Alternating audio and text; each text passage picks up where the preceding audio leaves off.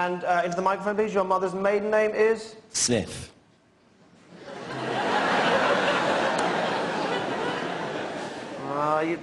Okay, I'm going to keep you. Back in line, please.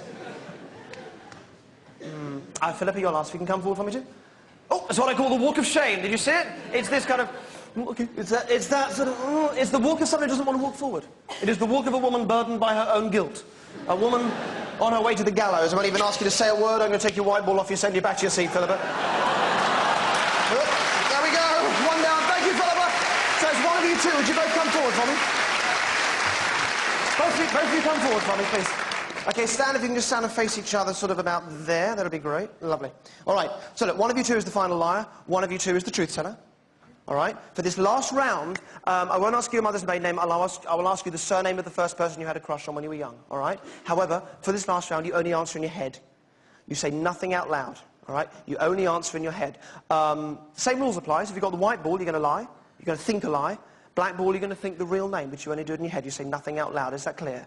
Yep. Okay, both of you turn and face the front for me.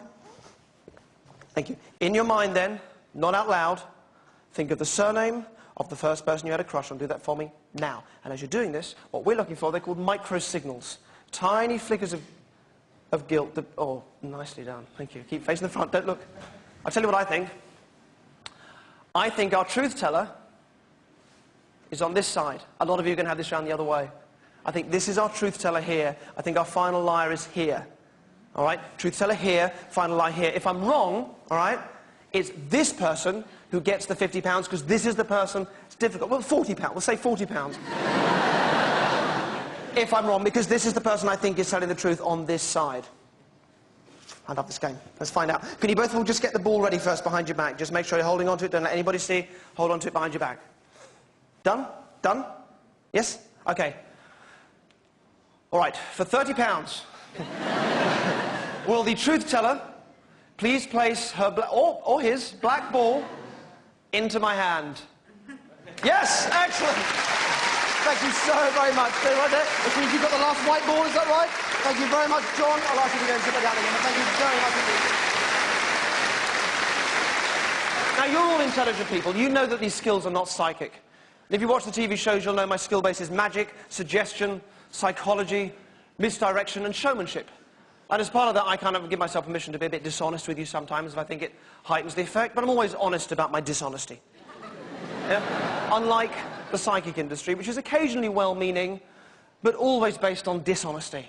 And big business too. There are some brochures outside in the foyer, things that are kind of going on around London. There are some fantastically expensive courses you can go on if you want to learn psychic powers. And if you choose page £1,400 a week to learn rubbish, then that's up to you, but there are some brochures out in the foyer. And Charlotte, was it? Thank you so much for coming up. Look at me now and just sleep. Just sink right the way down, right the way deep, right the way sound asleep. Just drifting and sinking and floating. Take all the time you need to do this. Right the way deep and right the way sound asleep. Now, you can still hear and understand everything that I'm saying. That's really important. But this will allow you to do this perfectly. What I want you to do in your mind, Charlotte, nothing out loud, is first of all to picture that person, that first person you had a crush on. And as you picture him stood there, I want you in your mind just to begin to repeat that name to yourself over and over again. In your mind, please, nothing out loud. Nothing out loud, just repeating the name to yourself over and over again. And as you do that, as you whisper the name to yourself, not moving a muscle, I want you to begin to move the picture in a little bit closer to you, so it's a little more clear, that you can really look at the picture and see it really clearly in front of you. Good. And just saying it to yourself over and over again, saying the name, and each time that you whisper it, just getting a little bit clearer, a little louder in your mind, but with a nice warm sense of a whisper. Okay, stay. You're doing absolutely great for me, Charlotte. Stay right there for me. Let me show the rest of you. I'm sort of going to half guess this because I'm not sure. So it probably won't be this exactly, all right?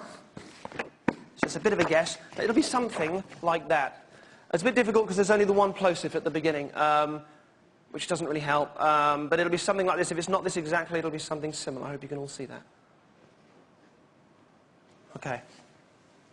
So, Charlotte, you take all the time you need, please, just to slowly reorientate yourself back to the room and take all the time you need to come back to us. Okay? It's weird, isn't it? You all right? Okay, nice and honest. Please, honestly, into the mic. The name of the first person you had a crush on. Price.